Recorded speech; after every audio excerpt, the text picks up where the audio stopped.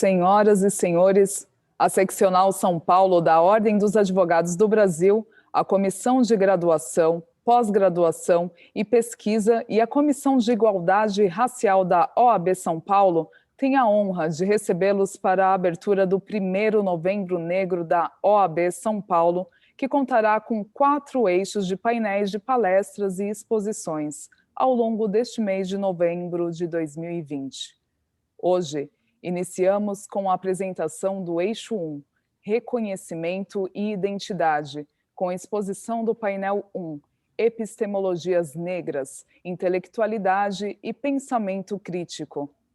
Agradecemos e saudamos as autoridades presentes que compõem a mesa diretora virtual.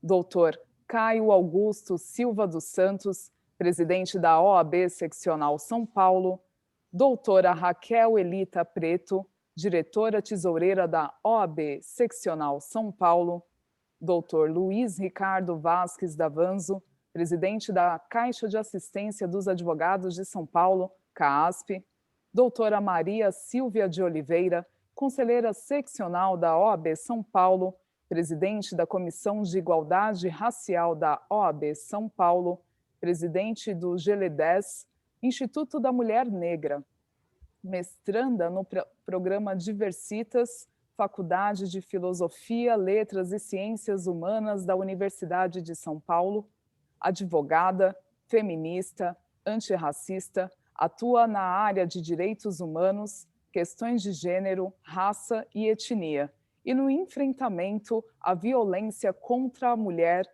violência doméstica e familiar, e coordenadora regional do curso Promotoras Legais Populares. Doutora Amarilis Costa, advogada, mestra em Ciências Humanas pela Universidade de São Paulo, USP, presidente da Comissão de Graduação, Pós-Graduação e Pesquisa da OAB São Paulo, presidente da Comissão de Igualdade Racial da OAB Subseção do Tatuapé, integrante do Conselho Municipal de Políticas para Mulheres de São Paulo, membro da Rede Feminista de Juristas, membro da Secretaria Executiva das Comissões da Mulher Advogada, de Igualdade Racial e de Política Criminal e Penitenciária da OAB São Paulo, pesquisadora do Grupo de Estudos e Pesquisas das Políticas Públicas para a Inclusão Social, GPIS, Escola de Artes, Ciências e Humanidades, e EASH da Universidade de São Paulo, USP. Registramos e agradecemos a ilustre presença da doutora Margarete de Cássia Lopes, secretária-geral adjunta da OAB Seção de São Paulo. Neste momento, convidamos o doutor Caio Augusto Silva dos Santos, presidente da OAB São Paulo, para conduzir a abertura oficial, bem como suas considerações.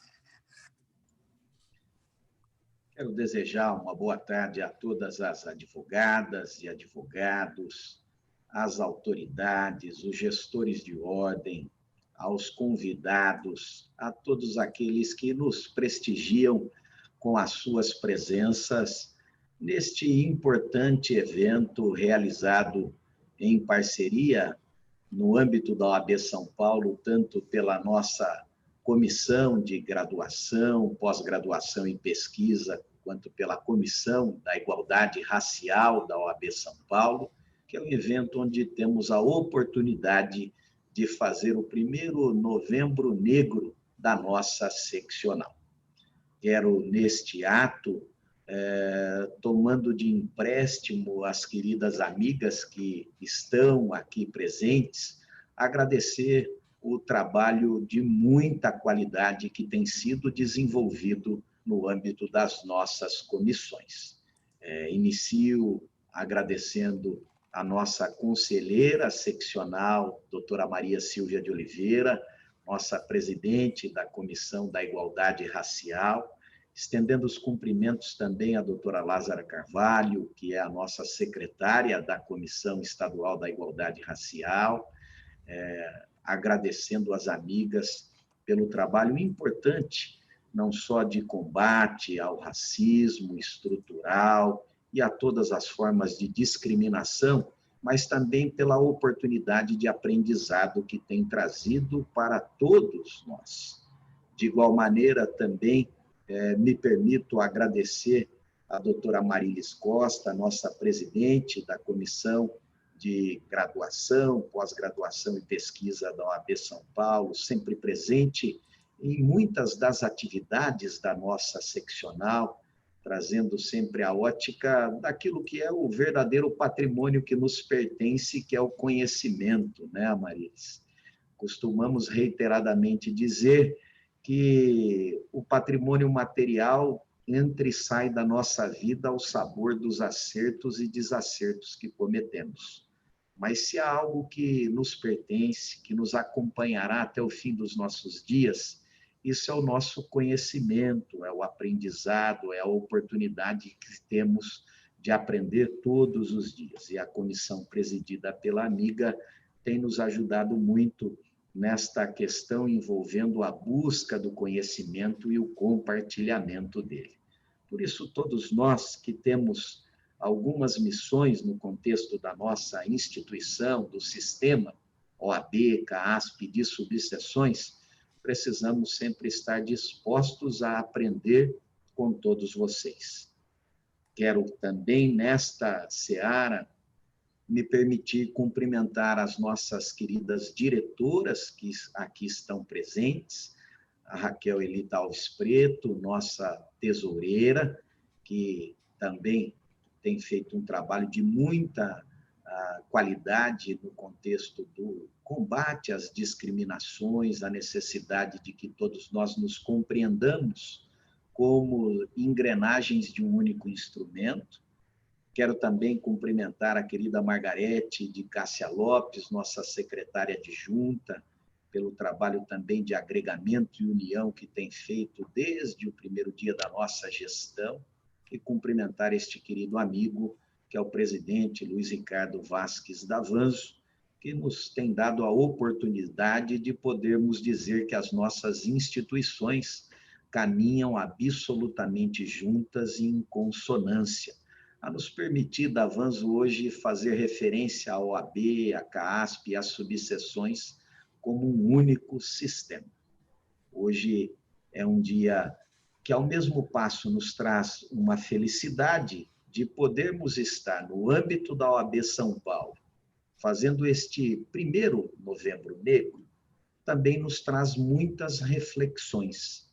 A reflexão de que ainda há muito a ser feito para o combate do racismo, seja do racismo aberto ou mesmo ao racismo estrutural, o racismo oculto, que acaba fazendo com que todos nós tenhamos muitos equívocos a serem corrigidos. Mas penso que esta oportunidade nos trará muitas reflexões importantes. Temos a honra e a alegria de poder dizer que na história de toda a seccional da OAB São Paulo, nos seus quase 90 anos de existência, esta gestão é a gestão que pôde aprender com o maior número de integrantes negros no âmbito do nosso conselho seccional. É a gestão que mais trabalhou também com gestores que integram as nossas comissões estaduais. E, sem dúvida alguma, isso nos permite aprender mais e de forma mais qualitativa. É preciso que sempre juntos aprendamos a não só dar voz às pessoas, mas também podermos dar vez às pessoas. Porque apenas através de voz e vez é que nós teremos condições de corrigir as impropriedades cometidas até o presente momento. Na vida, às vezes, procuro utilizar algumas referências como aprendizados de ditados que ouço. E hoje algo que quero trazer à reflexão é as diferenças que devemos sempre compreender quando fazemos a ótica do retrovisor e do para-brisas. O retrovisor sempre há de nos fazer rememorar em tudo aquilo que vivemos, toda a história que percorremos, tudo aquilo que de equívoco foi cometido, para que nós não voltemos a cometer os mesmos erros. Mas nós não podemos perder o foco do para-brisas, que nos abre um horizonte muito maior, o horizonte da nossa união, da possibilidade da correção de rumos, da possibilidade de agregarmos valores, para que todos nós possamos um dia, com total tranquilidade, dizer que estamos juntos numa mesma caminhada, mulheres e homens, negros, brancos, pardos e todos, absolutamente todos, jovens e mais experientes, numa única caminhada na busca de uma sociedade mais justa, de uma sociedade onde nós possamos não só buscar o caminho da justiça, mas também buscar o caminho da igualdade, de afastamento das diferenças. Todo Estado que se entenda como um Estado verdadeiramente evoluído precisa compreender que é justamente na pluralidade de cada um dos grupos sociais heterogêneos que o compõem que nós conseguimos encontrar as melhores saídas e as melhores alternativas para a convivência social. As nossas diferenças, ao invés de nos desunir, devem servir como ponto de partida para a nossa união, pois são as diferenças que nos traz aprendizados importantes. E penso que a linha mestra de trabalho da nossa Comissão da Igualdade Racial, da Comissão de Graduação, Pós-Graduação e Pesquisa, é a linha de nos compreendermos pelas nossas diferenças, mas, acima de tudo, sabermos que somos iguais e que temos as mesmas capacidades e que, portanto, devemos trilhar caminhos onde possamos ter as mesmas oportunidades. Por isso, querida conselheira Maria Silvia, querida presidente Amarilis Costa, parabéns por esta realização. Obrigado por mais este impulsionamento que certamente será mais uma das inúmeras oportunidades que teremos de aprender juntos. Um grande abraço a todos, um beijo nos seus corações e que tenhamos um excelente evento. Muito obrigado. Agradecemos, doutor Caio, agradecemos e registramos as ilustres presenças da doutora Lázara Carvalho, vice-presidente da Comissão de Igualdade Racial, e da doutora Aline Silva Fávero, vice-presidente da Caixa de Assistência dos Advogados de São Paulo, CAASP. Passamos a palavra para a doutora Raquel Elita Preto, diretora tesoureira da OAB Seccional São Paulo. Boa noite a todas e todos. É um prazer, uma alegria muito grande estar aqui nesse momento histórico, né? Eu reputo realmente histórico.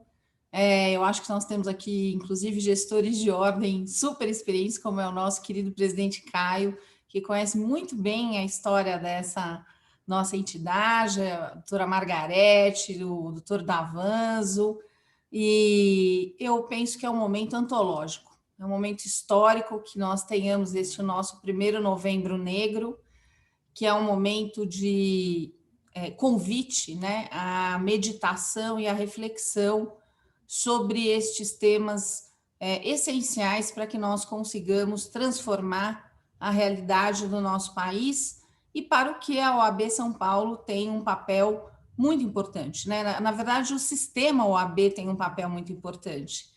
E é por essa alegria, justamente, que eu queria fazer aqui uma saudação inicial à querida presidenta Maria Silvia, à frente da Comissão de Igualdade Racial. Quem conhece a história, a trajetória de Maria Silvia, sabe que são décadas lutando pela equidade racial, mas não só, pela equidade de gênero também, porque é uma das mais valorosas lutadoras, também com relação a um tema que eu considero essencial e que, particularmente no dia de hoje, está doendo muito em todas nós que lutamos pelo fim da violência contra a mulher. Já visto os episódios do caso de Santa Catarina.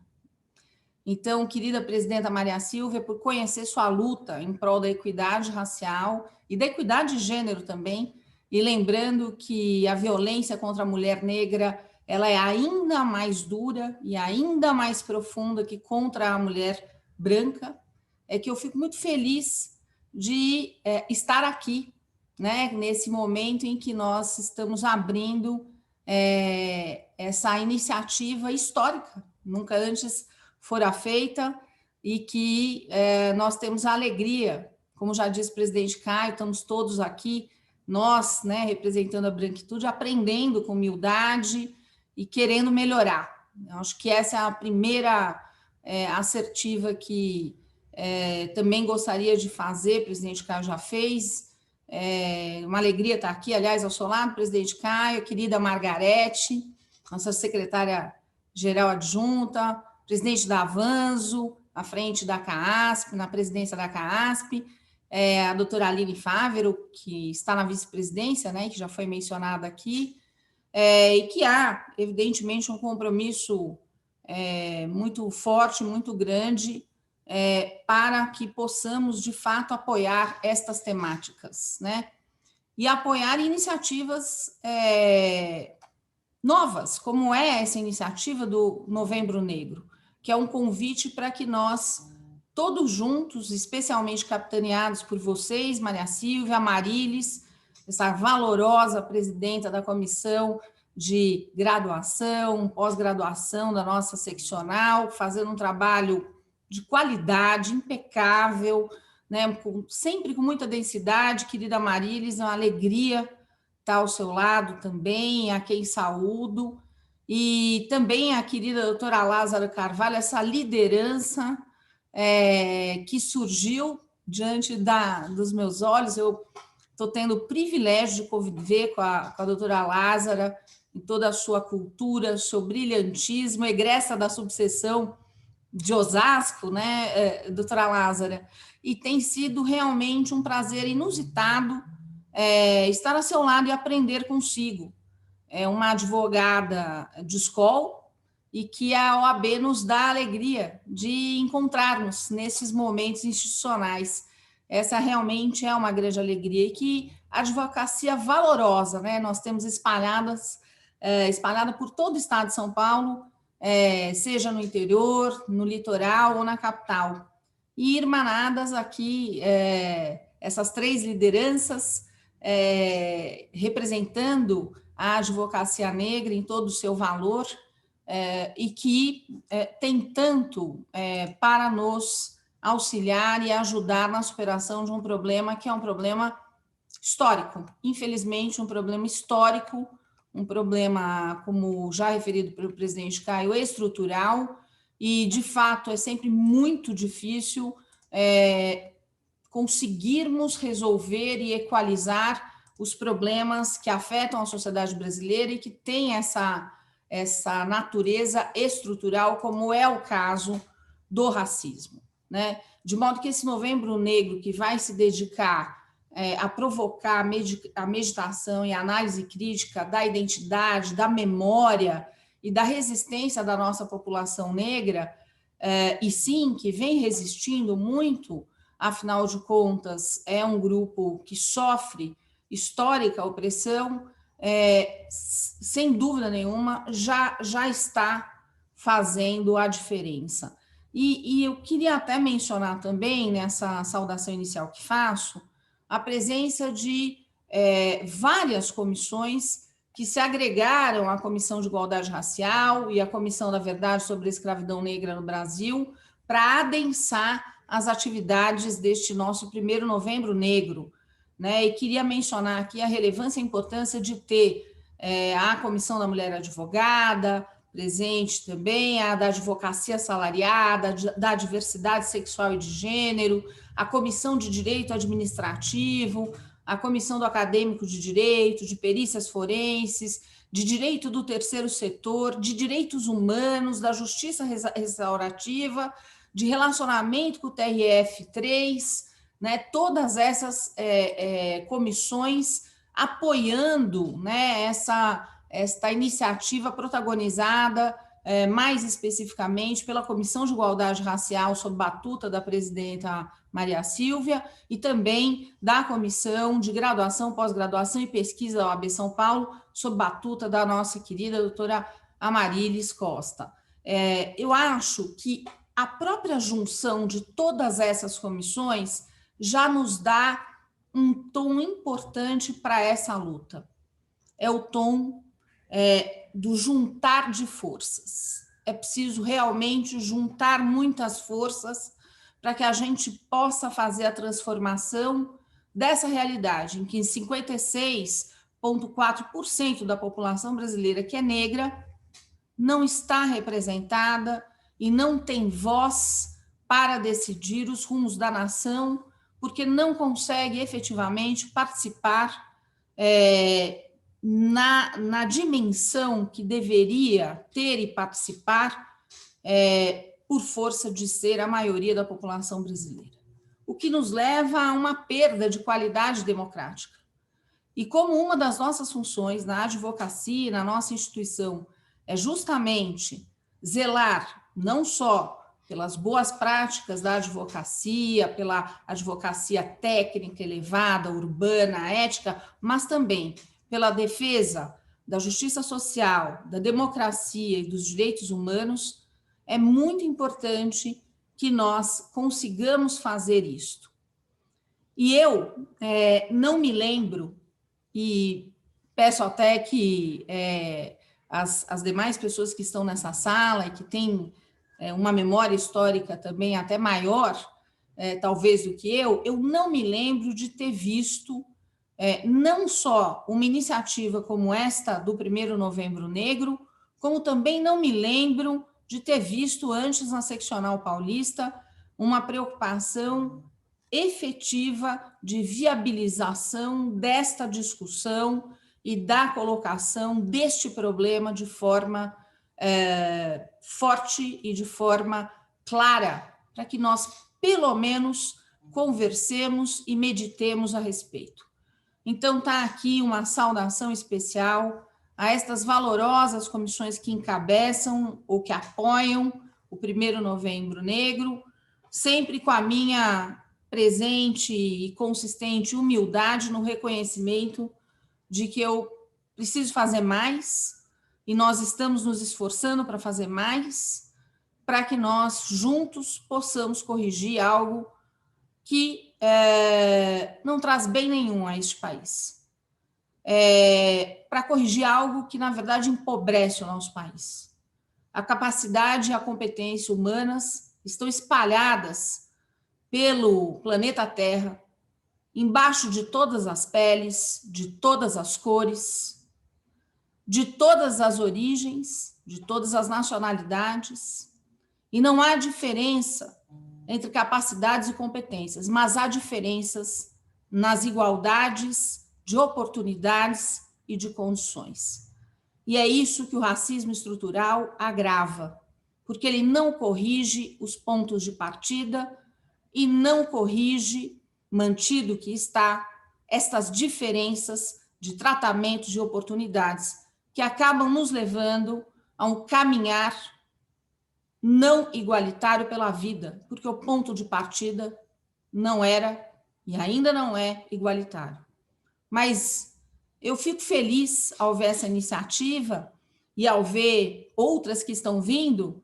Presidente Caio, eu tomo a liberdade de mencionar que estamos aí terminando, né, toda a estruturação do nosso censo da advocacia, que a nossa diretoria está imbuída, né, comprometida desde sempre com essa temática, e nós estamos aí só finalizando agora a programação com as cautelas da LGPD, que nos exige, mas que o censo da advocacia paulista sai agora a público brevemente, e cumprindo e concretizando um compromisso assumido por esta gestão e que vai ser também cumprido, né?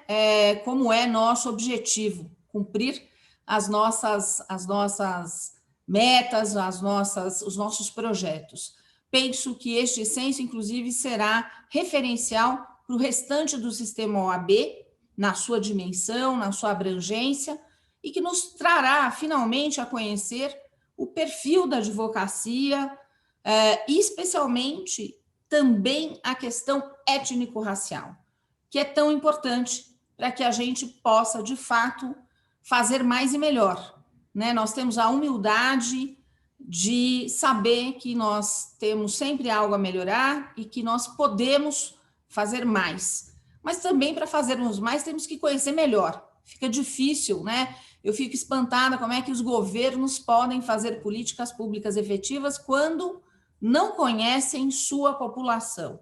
E é uma pena que o próximo censo brasileiro, inclusive, tenha sido reduzido quantitativamente, porque conhecer mais e melhor a população brasileira é preparar as informações necessárias para ajustar e apoiar aqueles que mais precisam e aquelas áreas que mais dependem da intervenção e do auxílio, do apoio, do acolhimento do poder público. Mas nós estamos aqui fazendo nosso papel, não é mesmo, presidente Caio, querida doutora Margarete, presidente da Avanzo, a vice-presidente Aline, não estão aqui conosco o doutor Ricardo Toledo, nosso vice-presidente, o nosso secretário-geral, o doutor Aislan, mas estamos caminhando todos juntos para darmos bons exemplos. E acho que também esse é um papel importante para a OAB, se me permitem, penso que a OAB também deve dar bons exemplos, né? E é o que nós estamos tentando fazer aqui em São Paulo, não só para o sistema da OAB, mas também para os governos. Os governos podem avançar mais nisso. Portanto, eu encerro minhas considerações aqui, cheia de esperança. Esperança pela efetiva transformação. E esta transformação, ela virá tanto mais nós, em nossa branquitude, assumamos também a nossa responsabilidade para apoiar e ajudar a transformar esta realidade que não pode ser querida por ninguém que queira o progresso do país, porque mantê-la é manter o país muito aquém das suas possibilidades e das suas reais capacidades.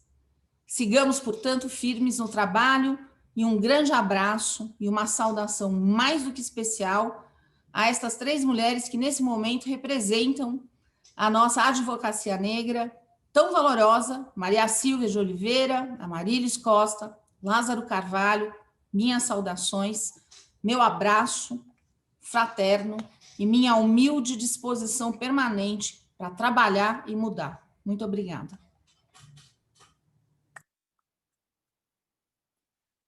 Agradecemos, doutora Raquel Preto, pelas considerações. Registramos e agradecemos a presença da doutora Alcione Julian, presidente da Comissão de Igualdade Racial, OAB São Paulo, subseção de Itaquera. Com a palavra, o doutor Luiz Ricardo Vasques da Avanzo, presidente da Caixa de Assistência dos Advogados de São Paulo, CAASP. Zabelê zumbi besouro, vespa fabricando o mel, guarda teu tesouro, joia marrom, raça como nossa cor. 14 bis, nossa linda juventude. Que maravilha podermos ter o primeiro Novembro Negro da OAB de São Paulo. Graças a quem? Graças a essa presidente da Comissão da Igualdade Racial, a doutora Maria Silvia de Oliveira, que eu cumprimento, saúdo ela que também é a nossa conselheira seccional. Graças também à doutora Amarilis Costa, nossa vice-presidente da Comissão de Pós-Graduação.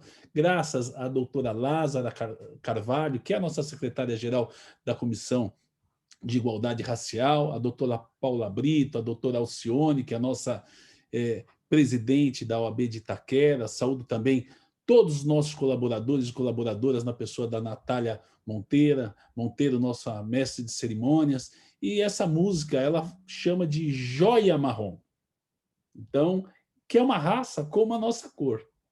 Raça marrom. Canta que te quero bem.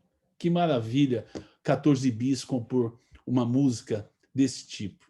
E também é muito bom, uma das maiores audiências, um dos maiores sucessos da Live Leve da CASP foi quando a presidente Maria Silvia de Oliveira esteve lá conosco, falando exatamente sobre a questão relacionada ao preconceito, ao racismo, né? E lá naquela oportunidade nós cantamos uma música que diz: um sorriso negro, um abraço negro, traz felicidade. E é assim mesmo.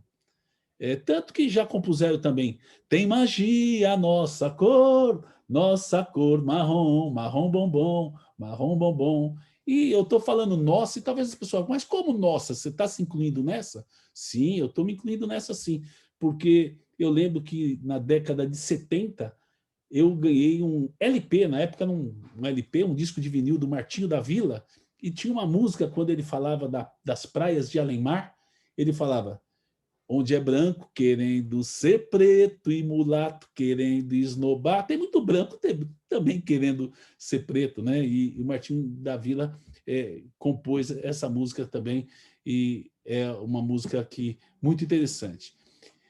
E graças a essas lideranças, né, que nós vamos ter a partir de agora, o 1º de novembro, negro, né, da história, tenho certeza que muitos outros virão, mas também graças a quem? Graças a essa diretoria da OAB de São Paulo, essa diretoria que desde a sua composição, juntamente com a diretoria da CASP, eu saúdo aqui a nossa querida vice-presidente Aline Fávero, desde a sua composição foi uma diretoria altamente democrática, uma chapa muito democrática. Eu saúdo o nosso querido presidente Caio Augusto Silva dos Santos, que tem uma visão totalmente diferenciada, bem como todos os demais diretores, o Ricardo Toledo, o Aslande Queiroga Trigo, a Margarete de Cássia Lopes e a Raquel Preto, a Raquel e a Margarete aqui presentes. Recebam os nossos cumprimentos, nossa saudação e nosso reconhecimento e o nosso agradecimento, porque, por incrível que pareça, em quase 90 anos de história da OAB de São Paulo, jamais o Conselho Seccional esteve tão bem representado em todos os sentidos. Do ponto de vista geopolítico, a maior representação LGBTQIAS+, a maior representação feminina na diretoria da CASP, por exemplo, de 10 diretores, 5 são advogadas. No Conselho Federal, de 6 conselheiros, 2 são mulheres. E na OAB de São Paulo, dos 5 diretores, 2 brilhantes advogadas. Portanto, é a maior representação em todos os sentidos. Poderíamos falar em outras questões também, mas é a maior representação racial de negros e negras.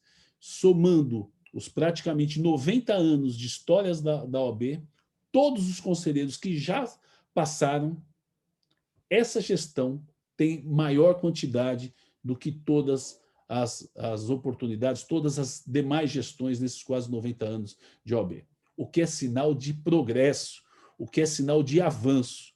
Se de fato e de verdade nós temos muitas questões a lastimar, a reclamar, nós cremos que graças a essa nossa linda juventude já saudada aqui, juventude de ponto de vista de força nova para a advocacia, nos ensinando, nos orientando, trazendo as suas posições, as suas visões, que graças a essa nossa linda juventude que agora ajuda a comandar os destinos da Ordem dos Advogados do Brasil, nós temos esperança sim, nós temos confiança sim, em que pese tenhamos que ter paciência, muita calma, porque estamos numa fase de transição, né? Hoje há esperança. Então, saúdo e cumprimento todos e todas aqui presentes, agradeço a oportunidade, colocamos a CASP à disposição e vamos ao 1º Novembro Negro da OAB de São Paulo.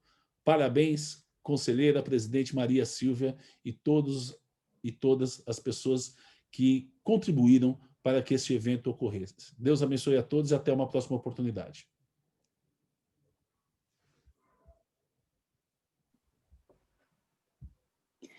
Gratos, doutor Davanzo, pelas palavras. Agradecemos e registramos a presença da doutora Rosana Rufino, diretora do Instituto da Advocacia Negra Brasileira. Chamamos agora para suas saudações a doutora Maria Silvia de Oliveira. Olá, boa noite a todas as pessoas que nos assistem.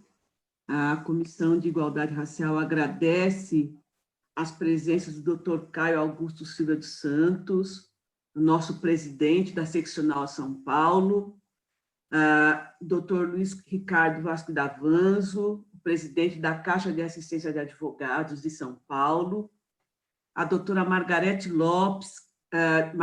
Cássia Lopes, secretária adjunta, que nos honram no dia de hoje e prestigiam essa abertura do nosso 1º Novembro Negro com suas presenças, não é? Eu agradeço a doutora Raquel Elita Preto, diretora tesoureira da OAB Seccional São Paulo, que é também uma grande defensora da equidade racial, parceira que sempre nos apoiou as ações da Comissão de Igualdade Racial, esteve presente na primeira jornada pela equidade racial da OAB São Paulo, durante o mês de novembro de 2019, quando ocorreu a posse dos membros desta comissão, da Comissão de Graduação, Pós-Graduação e Pesquisa, sob a presidência da doutora Amarilis Costa, e da Comissão da Verdade sobre a Escravidão Negra no Brasil, sob a presidência da doutora Diva Zito. A parceria com a Comissão de Graduação, Pós-Graduação e Pesquisa, não é? É uma parceria muito frutífera, tá? E, além disso, eu desfruto da amizade, né, da doutora Amarilis Costa. A doutora Lázara Carvalho, nossa vice-presidente, faz toda a diferença na condução da Comissão de Igualdade Racial junto comigo, né? Nesta comissão. Eu agradeço e me sinto muito lisonjeada de poder dividir esta mesa com vocês. Nós estamos dando início ao 1º Novembro Negro da OAB de São Paulo.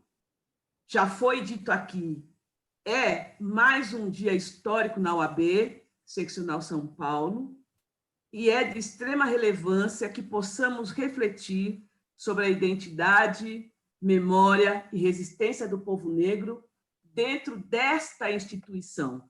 Tem um especial significado, não é? Porque a instituição OAB tem como missão a defesa intransigente da Constituição Federal, dos direitos humanos, da justiça social e da dignidade humana. Por isso, isso significa dar exemplo para a sociedade, não é? Da importância que é tratarmos da temática racial dentro da instituição. Trazer para dentro da OAB as reflexões sobre racialidade em seus mais diversos aspectos é falar de direito sob uma perspectiva humanista, não é? Nós não estamos tratando de uma pauta ideológica, nós estamos falando de uma pauta civilizatória.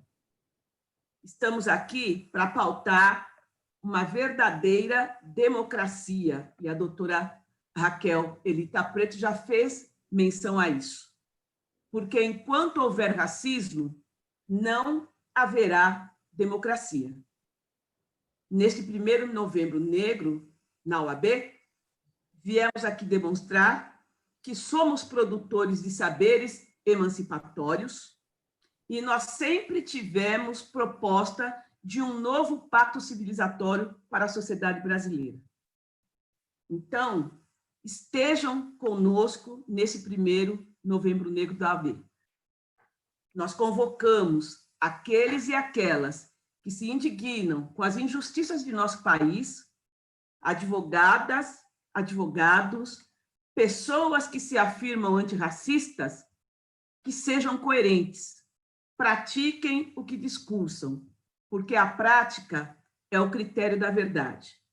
Mais uma vez, eu agradeço a disposição dessa diretoria, não é, por nos permitir pautar a questão racial, não é? Evidentemente, o doutor Davans, o doutor Caio já disse aqui, é uma gestão histórica, e é por isso que ela entrou para a OAB com o lema Coragem e Inovação, e é isso que nós esperamos que daqui para frente se reflita também para fora da OAB, que nós possamos, enquanto advogados e advogadas, darmos o exemplo para o restante da sociedade.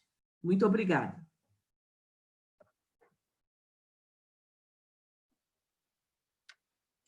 Gratidão à doutora Maria Silvia pelas considerações.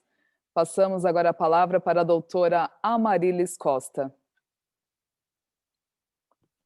Olá, boa noite a todas as pessoas que nos acompanham aqui nesta plataforma e nas outras plataformas digitais que transmitem ao vivo esse nosso encontro. Aproveito a oportunidade para externar o prazer e a honra de estar na presença das ilustres autoridades da política de ordem. Cumprimento toda a mesa virtual de autoridades na pessoa do presidente Caio Santos. Gostaria também de dizer, nesse momento em que todas e todos nós temos plena certeza da importância e da historicidade imbuída, que todas e cada uma de nós engendramos esse Novembro Negro com muito cuidado, com muito esmero, com muita força. Esse primeiro Novembro da OAB, que é histórico, é concebido, construído pelas mãos e pelas mentes de mulheres negras, que são pesquisadoras, que são cientistas, que são advogadas, e durante os meses em que esse Novembro Negro, que é constituído por 4 eixos, 8 mesas e um prêmio e uma comenda, foi sendo engendrado, cada uma das pessoas que participariam dos eixos e das mesas foram pensadas com muito carinho e cuidado para que nós pudéssemos refletir a imagem e a semelhança da advocacia negra no Brasil, não só aqui na nossa querida seccional São Paulo, mas fundamentalmente para que nós pudéssemos também refletir a imagem e semelhança, um retrato muito exato das questões sociais e das escalas de opressão que atravessam o povo negro em nosso país. Discutiremos memória, identidade, resistência, discutiremos violências estruturais, sistêmicas, discutiremos transfobia, discutiremos arte e todas as escalas e assuntos que transversalizam a temática relacionada à questão das racialidades. A Comissão de Graduação, Pós-Graduação e Pesquisa inicia os seus trabalhos nos primeiros meses do ano de 2019, com um desafio muito importante, transversalizar diálogos. A comissão, ela compreende, portanto, aí enquanto competências aglutinadas, as reflexões que vão desde os bancos escolares da graduação até as altas rodas de discussão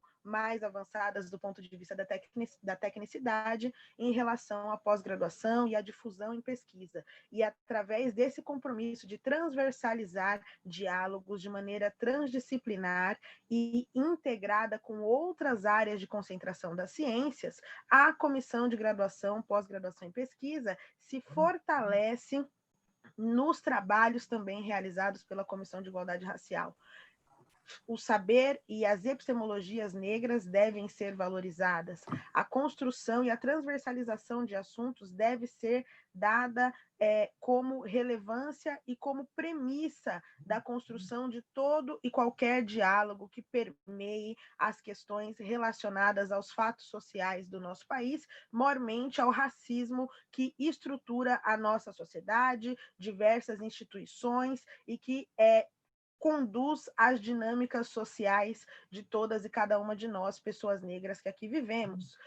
Sem me alongar muito, pois já estamos na presença da ilustre doutora Jurema Werneck, que será a conferencista master do nosso próximo painel, eu gostaria de agradecer a oportunidade de ladear um trabalho com Maria Silvia de Oliveira, de fazer numa comissão de igualdade racial que nasce em trabalhos e esforços hercúleos e históricos, numa posse muitíssimo importante, numa posse muitíssimo pungente, e em trabalhos subsequentes tão fortes quanto, em trabalhos subsequentes que em mais de uma centena de eventos recebe alguns milhares de pessoas, estrutura diversas atividades, uma comissão de igualdade racial que se deu ao trabalho de pormenorizar as questões que atravessam a advocacia negra paulistana e ofertar a essa diretoria e a essa presidência esses tópicos de discussão, pensando, então, em uma epítome que faça nascer e que faça uma reestruturação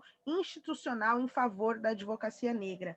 Me orgulha também fazer parte de uma comissão de graduação, pós-graduação e pesquisa que nasce nessa gestão, nasce, portanto, com o DNA de coragem e inovação e, quiçá, nos próximos meses e dias, consigamos construir aí um colégio de presidentes para que o Estado inteiro, meu presidente, tenha aí comissões de graduação, pós-graduação e pesquisa, onde seja possível estruturar e expandir esse trabalho que é transdisciplinar, que é capitaneado por essa advogada egressa aqui da Zona Leste de São Paulo e também uma representante da advocacia negra. Portanto, sem mais delongas, agradecendo todas e cada uma das pessoas que nos assistem, eu passo a palavra dizendo da minha honra por construir e pensar a grade do 1º Novembro Negro da Ordem dos Advogados do Brasil, Seccional São Paulo, que em 85 anos nunca havia tido a possibilidade, ou quem sabe a vontade, não posso falar por gestões passadas,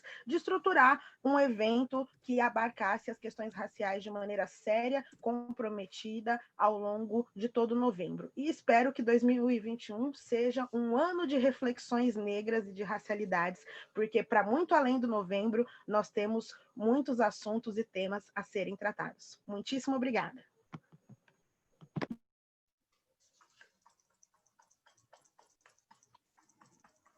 Gratos pelas palavras, doutora Marilis.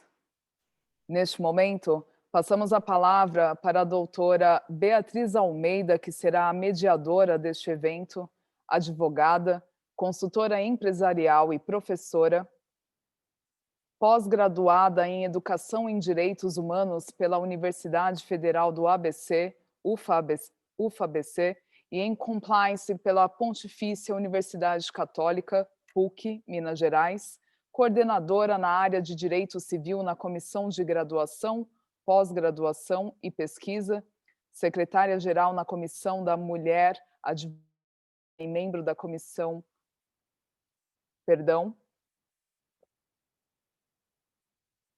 Mulher advogada e membro da Comissão de Igualdade Racial, todas da OAB São Paulo. Articuladora social e pesquisadora das relações étnico-raciais afro-brasileiras, que fará a condução dos trabalhos do painel 1, Epistemologias Negras, Intelectualidade e Pensamento Crítico. Doutora Beatriz. Olá, boa noite a todos, todas e todes. Antes de iniciar formalmente a condução, quero saudar aos e às presidentes que aqui estão, saudar o doutor Caio, que aqui nos abrilhanta com a sua presença, saudar a doutora Maria Silvia, querida colega, com quem posso aprender e me inspirar dioturnamente, minha colega de caminhada e também minha presidente, doutora Marilis Costa, doutora Lázara, todos os demais aqui presentes, doutora Raquel, doutora Margarete. Bom, eu não vou ficar falando todos os nomes, porque são muitos, mas fico muito feliz por estar aqui ombreada e ladeada por vocês. Pessoas que me inspiram antes mesmo de ingressar no sistema de ordem e que hoje posso contar para a inspiração e para projetar projetos como esse, para projetar eventos como esse, que falam de nós, mas também falam de todos, branquitude, negritude, e todos aqueles que têm interesse em evoluir neste tema, em aprender. E falando em epistemologias, intelectualidade, eu vou apresentar agora a nossa joia preciosa que veio aqui contribuir conosco, compartilhar um pouco conosco da sua trajetória e da sua sabedoria. Então, apresento para todos, todas e todes, doutora Jurema Werneck, ativista negra, médica pela Faculdade de Medicina da Universidade Federal Fluminense, autora e doutora em Comunicação e Cultura pela Universidade Federal do Rio de Janeiro, nascida no Morro dos Cabritos, Copacabana, acumula uma longa trajetória de luta no movimento de saúde pela população negra e dos direitos humanos. É fundadora da ONG Crioula e, desde 1992, atua pela garantia dos direitos das mulheres negras no país.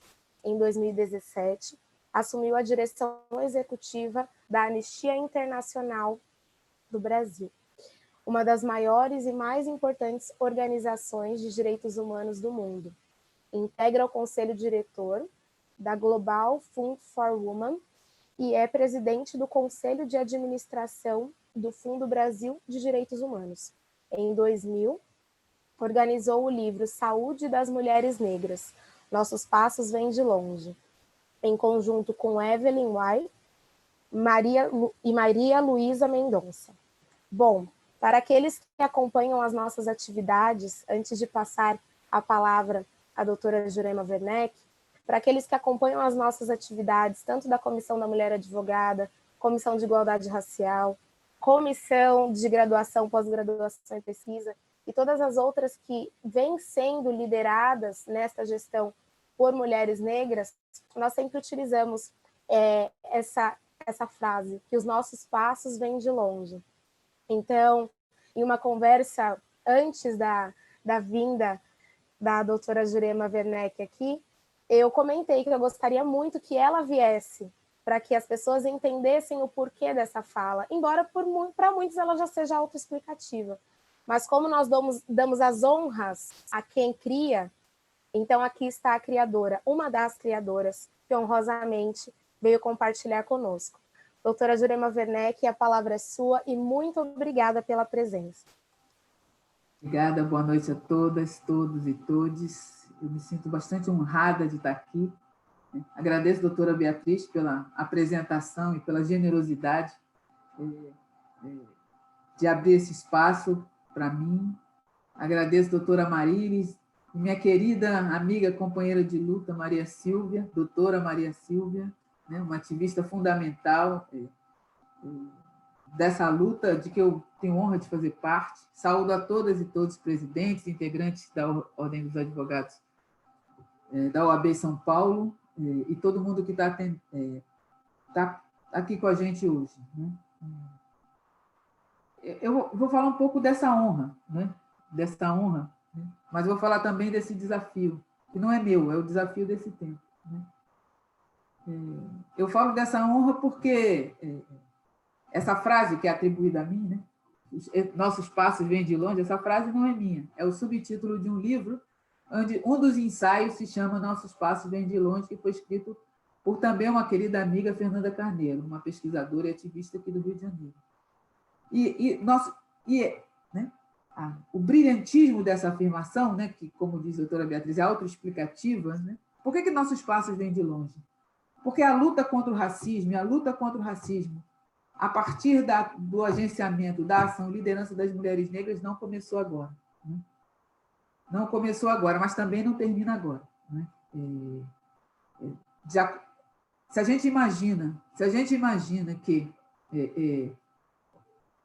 a construção colonial do mundo foi fundada, né? Foi fundada na invasão, na expropriação, no sequestro e na violência e sevícia de milhões, né, de africanos e africanas, é preciso lembrar que naquele momento da invasão, naquele momento das guerras coloniais, as mulheres estavam lá agindo, lutando e confrontando aquela invasão que era territorial, era física, mas também era corporal, era cultural, era epistemológica. Desde aquele momento havia uma luta, desde aquele momento a gente precisou se engajar, a gente precisou agenciar, a gente precisou empreender ações que permitiram, diga-se de passagem, a gente estar aqui. E não foi só lá, né? E não foi só lá. Durante a travessia transatlântica, todo mundo viu a foto do livro de história da escola de corpos empilhados. Foi preciso, para atravessar aquele martírio que não tinha tamanho, né? Foi preciso construir outras formas de resistência em corpos acorrentados. Foi preciso construir outras formas de resistência em corpos serviciados. E essa forma de resistência foi construída e elaborada daqui para dentro.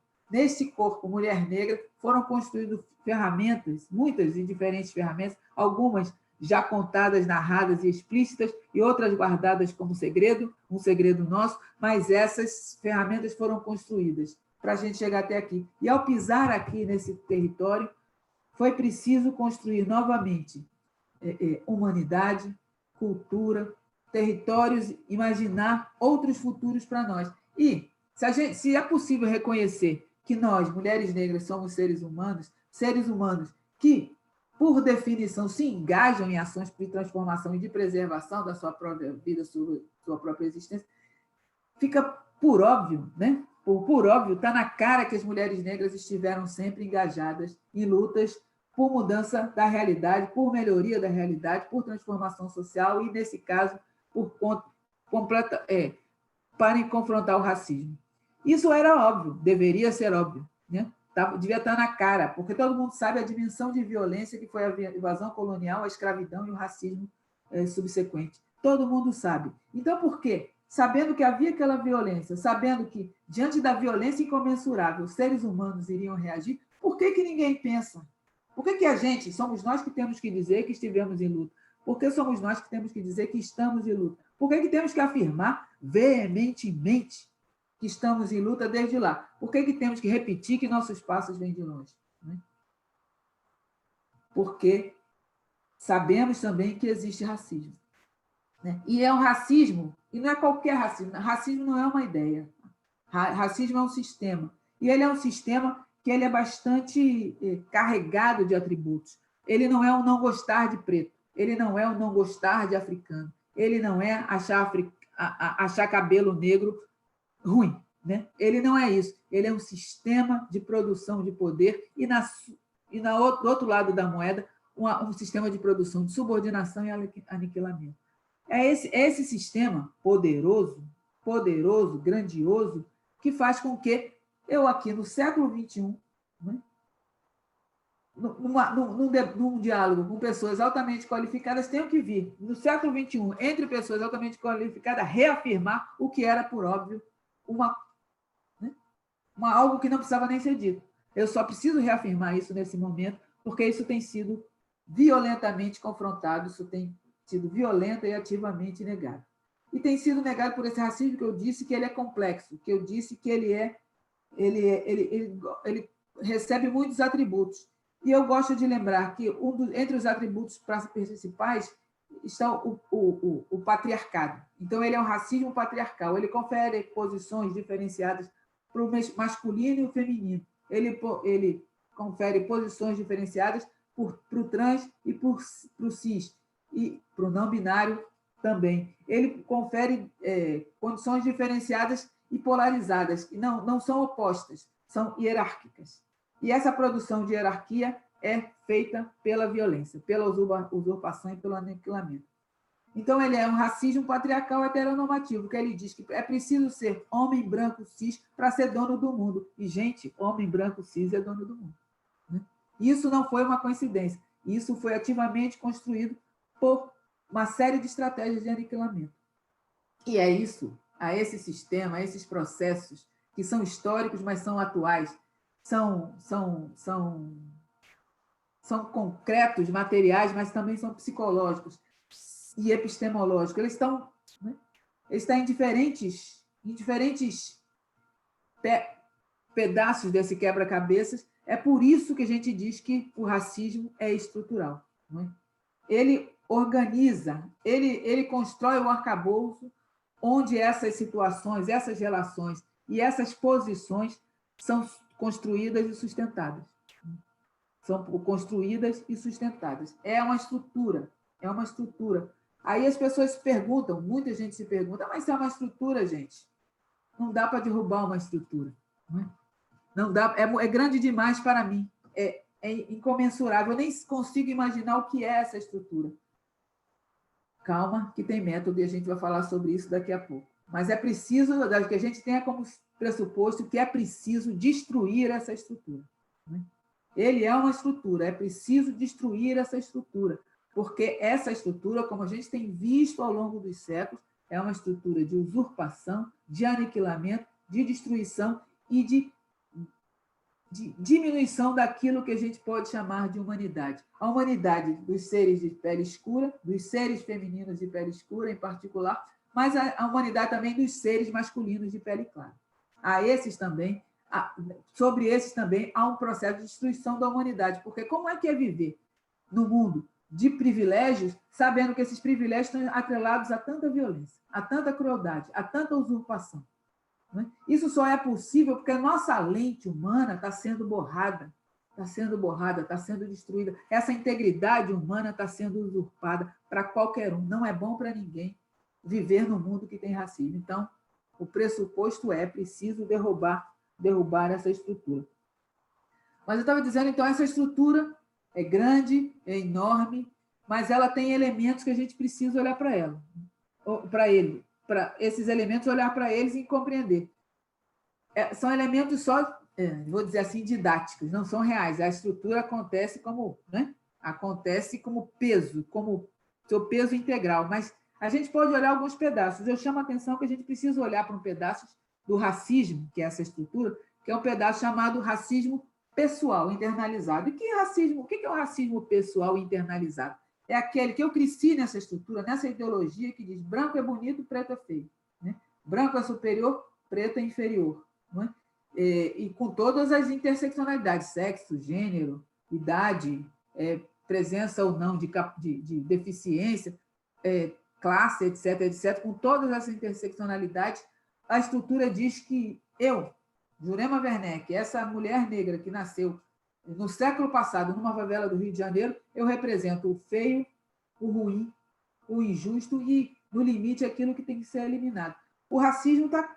Isso é contado para mim desde antes de eu nascer, porque quem veio antes de mim ouviu isso durante alguns séculos. Isso bota o racismo aqui dentro. Esse é o racismo internalizado. Ele está dentro de mim. Mas está só dentro de mim? Esse aprendizado da inferioridade, esse texto que me faz pensar duas vezes, me faz estar no mundo numa posição recuada, ou possivelmente recuada, ele só está dentro de mim? Não. Eles também, do outro tem o outro da moeda, que faz com que o homem branco seja pensado ele como o prumo, como o eixo da humanidade. Ele é o belo, o bom, o verdadeiro e tudo. Então, isso está dentro dele também. O que faz pensar? A gente andando lado a lado, se a gente fosse andar lado a lado, o que o racismo não permite, essa relação frente a frente significaria que ele olharia para mim como um superior. E eu receberia aquele olhar de cabeça baixa, não é? No lugar de inferiorizar. Isso está aqui, e isso precisa ser trabalhado todo dia. Isso é trabalhado todo dia. No nível individual é verdade, mas nós, mulheres negras, sabemos e temos a experiência de que isso é trabalhado no nível comunitário. No nível comunitário, que é a família estendida, que é o lugar onde a gente mora, os espaços de sociabilidade, seja da religião, da música, da dança, da culinária. Isso é trabalhado todo dia, que a gente recoloca contra essa mensagem da estrutura, da minha inferioridade. É ali que a gente recoloca a nossa potência.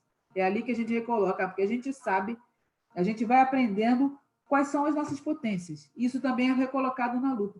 Mas e do outro lado do branco? Onde é que recoloca a sua dimensão humana? Em que momento ele rompe, ou ela rompe, com essa internalização racista de sua superioridade? Ela só vai romper se for ativamente, porque da mesma forma que a gente constrói, nós, negros e negras, construímos a nova narrativa de potência do nosso lugar humano, o branco ainda não está fazendo isso. O branco ainda não está fazendo isso. Ele está naquela superioridade, a superioridade que é o do feitor, a superioridade que é o do senhor, a superioridade daquele que tortura, mata e aniquila, né? Mas não refaz a sua humanidade para se colocar na dimensão do que é. Eu sou isso, eu não sou nem mais nem menos, eu sou isso. Então, o branco ainda precisa aderir a esse confronto, como individualidade, sim, mas também como coletividade. Porque nós aprendemos que, nós, negros e negras, aprendemos que é a coletividade que recoloca a nossa potência. Então, é preciso que o branco faça esse movimento comunitário, familiar, grupal, de se reconstruir como humanidade. É uma primeira camada, não por ordem de hierarquia, mas é uma camada de confronto do racismo, que é o do racismo pessoal internalizado. Tem uma outra camada que está associada a essa, mas ela se realiza de outra forma. É aquele racismo interpessoal, que advogados e advogadas encontram com ele muitas vezes, né? E que o delegado diz que ele não existe, não resiste à queixa, e muitos advogados e advogadas nem lutam por isso, nem lutam por esse registro. É quando nos atacam pessoalmente, né? Nos atacam pessoalmente. Aquele que diz, eu não gosto de preto, e vai lá e ataca, ou bate, ou xinga, ou diz que não dá para nivelar por baixo, né? Então, não exclui aquele tipo de atuação que envolve pessoa a pessoa, né? Que está bem descrito na lei, né? Que me surpreende que uma lei, quer dizer, bem descrito, eu sou médica, não sou advogada, mas está descrita de forma nítida o suficiente para vocês saberem que isso não pode acontecer, né? Então, que devia ser aquela ferramenta fundamental para advogados e advogadas de qualquer área utilizarem, porque esse racismo interpessoal, né? A estrutura estimula que ele aconteça, porque ele é pressuposto também para essa inferioridade, né?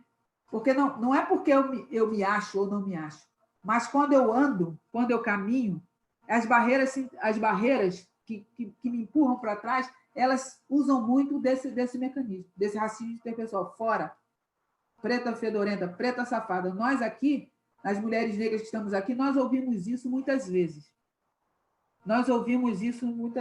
Então, eu digo que acredito, porque eu não tenho como saber, que quem é branco também ouve isso muitas vezes, dito da boca de outros brancos. Muitas vezes nas nossas costas, muitas vezes na sala de casa, muitas vezes em rodas de conversa. Isso é dito muitas vezes. Então, a gente sabe que isso é racismo. A lei diz que isso tem que ser confrontado, né? Então, use esse papel, use essa lei, faça alguma coisa, porque é preciso confrontar aí, porque é uma outra camada desse aniquilamento, dessa usurpação e dessa produção de subordinação.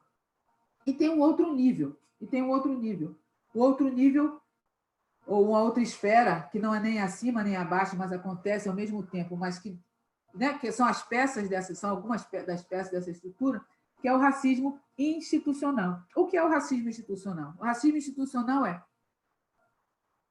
existe entre os seres humanos, num determinado lugar, esse pensamento de superioridade, essa sensação, essa certeza, entre aspas, de superioridade e inferioridade, porque o racismo está dizendo isso todo dia, né? Existe, dando passo um pouco para fora, quando essas pessoas se colocam no mundo frente a frente, vai existir esse lugar em que alguém vai dizer, você não, porque você é preta, você não, sai, você é isso, você é aquilo, em que o racismo se apresenta como barreira. Isso se traduz, por exemplo, na pesquisa que a minha amiga pesquisa de doutorado da minha amiga Fernanda Lopes, que fez na faculdade, na saúde pública da USP, sobre o atendimento no Centro de Referência de HIV/AIDS de São Paulo com mulheres soropositivas, negras e brancas. O que se materializou ali? Se materializou que profissionais estavam tratando diferentemente, havia um tratamento desigual entre negras e brancas no mesmo serviço de referência. O dado estava lá, eram negras, eram brancas, e a estrutura, a instituição sabia, eram negras e brancas, porque o dado é colhido na ficha, sabe? o dado seguinte era ver que essas mulheres, qual era o tratamento desigual? As mulheres negras recebiam menos pedido de exame. Olha, uma pessoa que tem uma doença ou tem um agravo em saúde, é preciso você, de vez em quando, pedir exame. Todo mundo aqui sabe que, de vez em quando, tem que fazer exames para ver como é que está, monitorar. Então, se pedia menos exames para as mulheres negras. Uma outra coisa, HIV/AIDS, a presença do HIV/AIDS e o tratamento do HIV/AIDS tinha várias afetações sobre o corpo, que reivindicava a visita a outros especialistas. Profissionais de saúde, a maioria brancos, né? Enviavam menos as mulheres negras soropositivas para especialistas do que para as mulheres brancas soropositivas. Então, tinha essas coisas, né? O tratamento desigual estava lá nos dados. Mas o que isso tem a ver com a gente está vendo ali? É que o racismo interpessoal, o racismo do profissional de saúde, né? O internalizado, o superior, enxergando uma inferior, já tratou ela, né? Tratou ela mal e fez encaminhamentos diferentes, tratamentos desiguais com ela. Esse dado estava lá na instituição. E o que foi feito em relação a isso? Nada. Nada. Sequer leram os dados para saber. E olha que todo mundo da gestão, todo mundo que trabalhava lá, sabia que tinha racismo no Brasil. E saber que tem racismo no Brasil é saber que negros e negras vão ser tratados de forma pior. Vão ser usurpados nos seus direitos. A instituição não fazia nada. Quando o conceito de racismo institucional foi criado, foi anunciado por eram dois jovens, 17 e 18 anos, fundadores dos Panteras Negras, né? Eles definiram como a falha institucional de prover serviços às pessoas negras. Né? Anos mais tarde, na Inglaterra, num caso sobre violência, sobre a negligência das instituições da Inglaterra de investigar o assassinato de um jovem negro de 15 anos, esse conceito foi mais trabalhado, mas a ideia geral é que a instituição, seus mecanismos, sua gestão, sabendo que tem racismo no mundo, que tem racismo aqui, que o racismo está afetando as pessoas de forma desigual, conferindo privilégio para os brancos e conferindo tratamento desigual, que no limite, no caso do HIV/AIDS, chega ao nível, isso é o dado do indicador de saúde, não particularmente desse serviço, mas do Ministério da Saúde, do Sistema Nacional, o resultado era pior. As mulheres negras soropositivas adoeciam e morriam e morreriam precocemente. Já se sabia disso.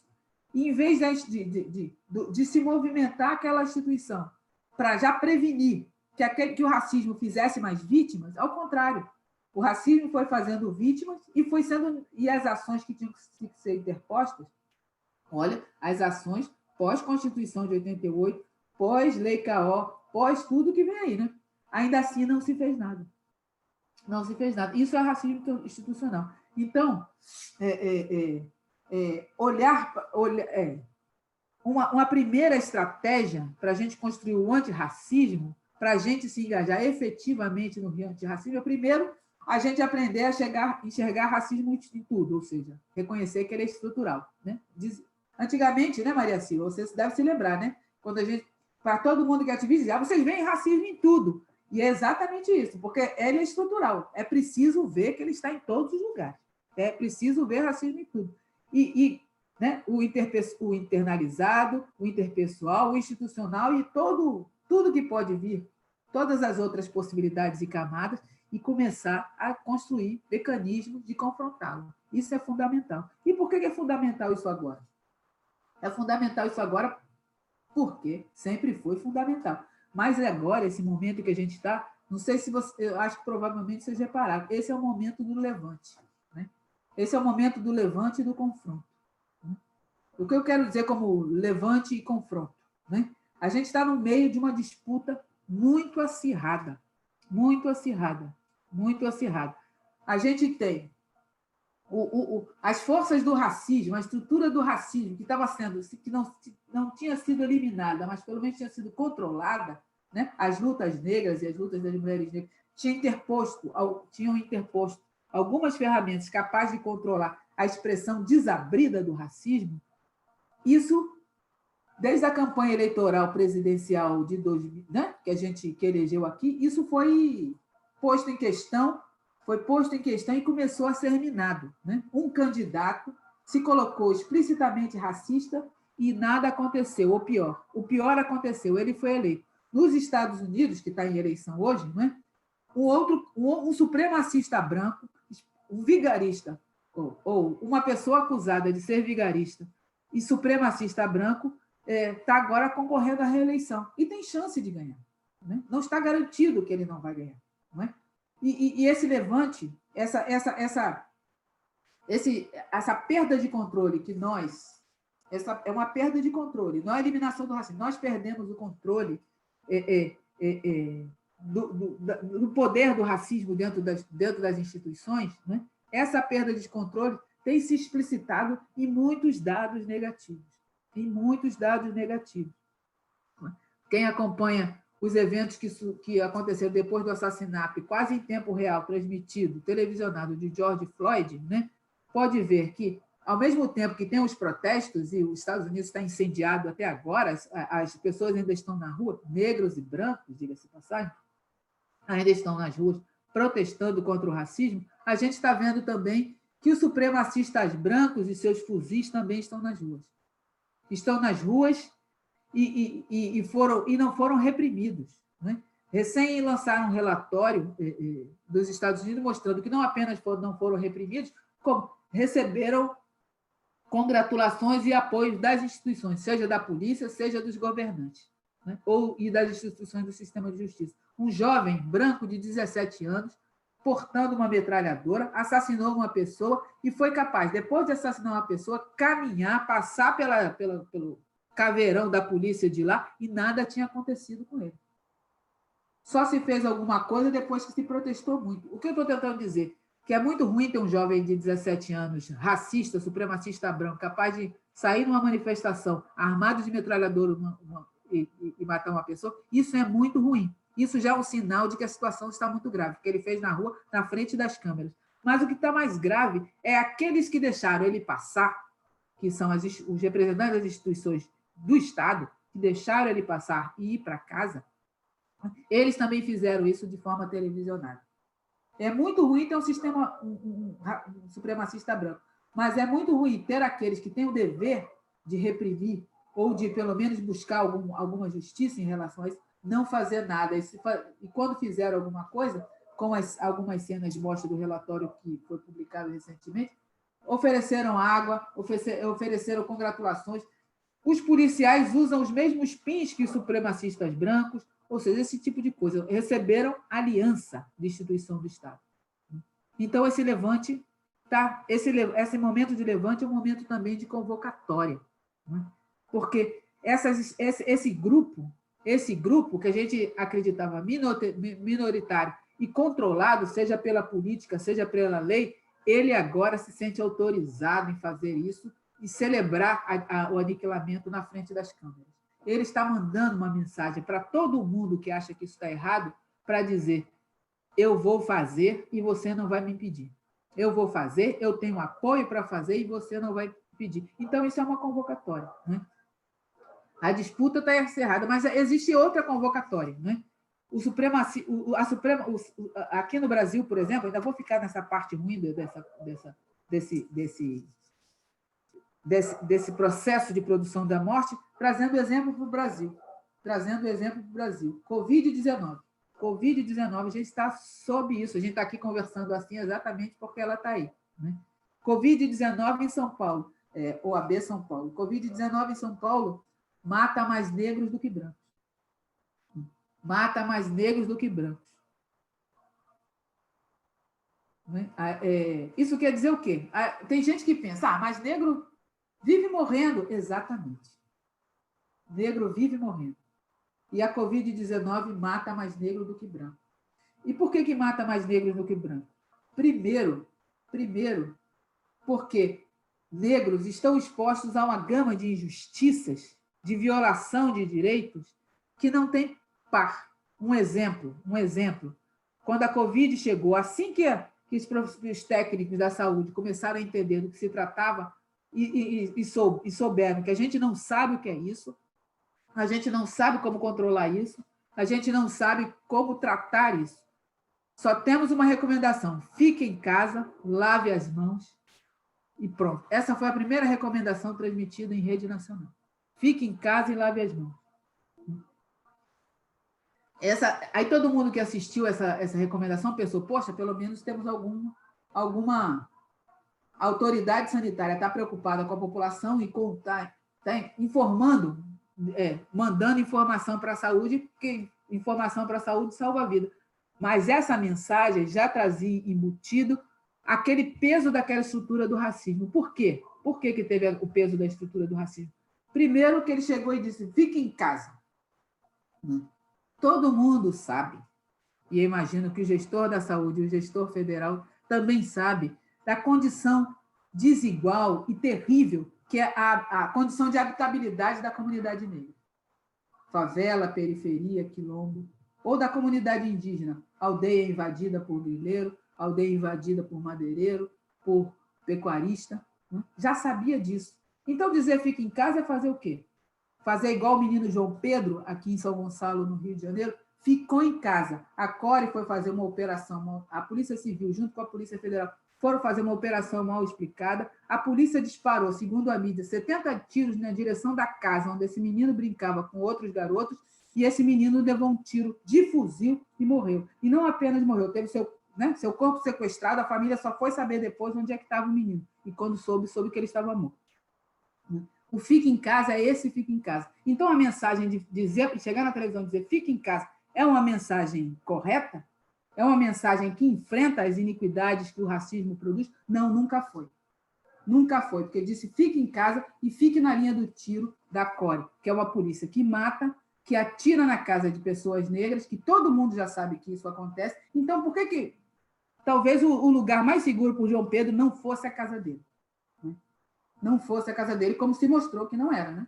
Porque a polícia, segundo saiu no jornal, disparou 70 tiros de fuzil na direção daquela casa em que só havia criança brincando. Entendeu? O fique em casa, a mensagem do fique em casa é uma mensagem que diz aquela contingente de pessoas que não tem uma casa segura para ficar, vocês não importam. Né? Vocês não importam. Então, essa mensagem era uma mensagem de afirmação da branquitude, uma afirmação do privilégio branco, que é quem tem casa, comunidade e um lugar para ficar em segurança.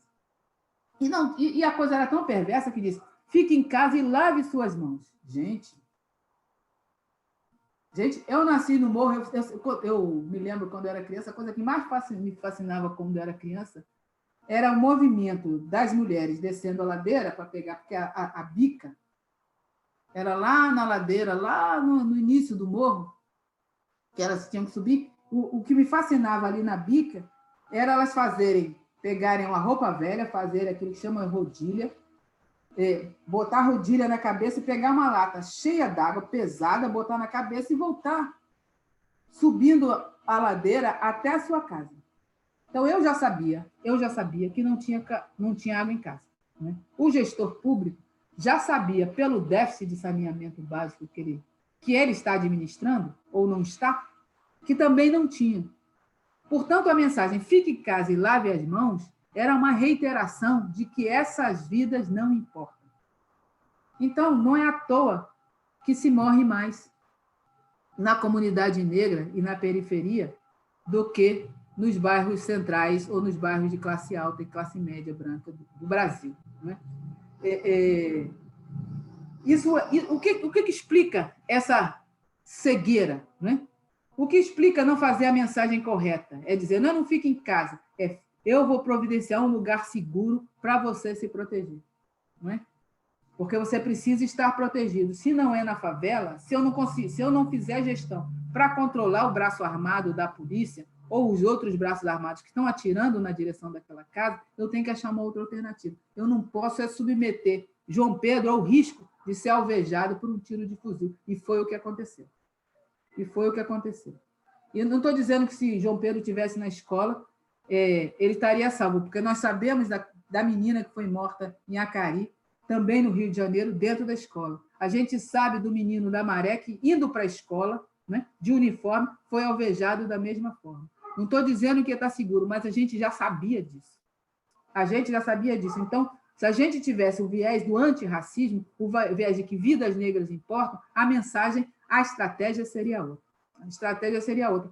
Mas não bastou fazer essa estratégia, mas há que se lembrar que parte dessas comunidades foram à justiça, foram ao Congresso, foram lutar para mudar isso. E conseguiram no Congresso a aprovação de um projeto que dizia para o governante: é preciso levar para as comunidades tradicionais, quilombos, aldeias, uma série de insumos emergenciais, entre eles água potável. E o que o Palácio do Planalto fez em relação a isso? Vetou.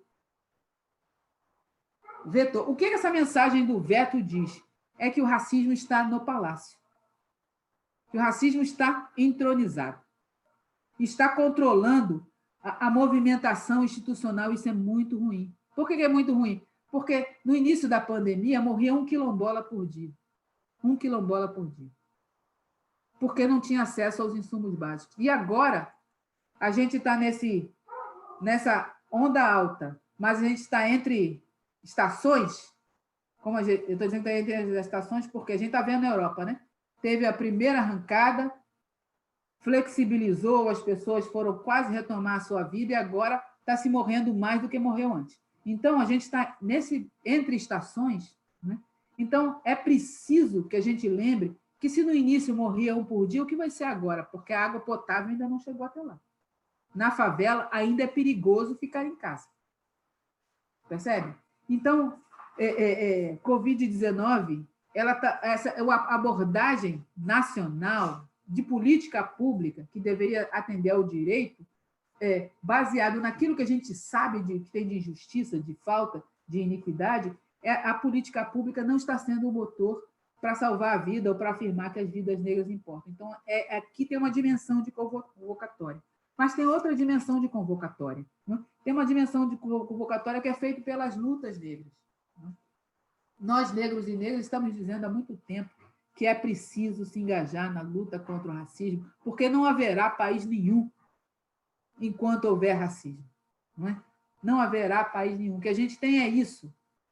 Isso agora, em que morre, mais de 160 mil pessoas morreram, não é? Enquanto tinha gente achando que é uma gripezinha. Teve mobilização em São Paulo contra a possibilidade de vacina, né? E quem se manifestou contra a vacina? Aquele que vai ficar em casa, se quiser, com água potável, né? É esse que vai mover as estruturas em que o presidente diz que ninguém vai ser obrigado a se vacinar, ou eu não vou comprar a vacina chinesa, não é? Não é para ele, porque na hora que ele teve a gripezinha, que não foi nenhuma gripe, no primeiro, além de ser testado toda hora, ele teve equipe médica 24 horas dentro do palácio. E depois ele teve outro serviço de excelência. Me diz qual o serviço, qual a atenção que a gente tem de testagem a todo momento na comunidade favela periferia, na aldeia indígena, nas comunidades pobres ou nas pessoas em situação de rua, na prisão. Nós sabemos que as prisões hoje em dia, as prisões brasileiras, são na fala do Conselho Nacional de Justiça, não é? Lugares de tortura. Não é? Lugares de tortura. Nós sabemos, o Conselho Nacional de Justiça sabe, naquele antro de tortura, a Covid está lá também. E como é que está a Covid lá? Quem é que sabe? Quem é que sabe? Não é?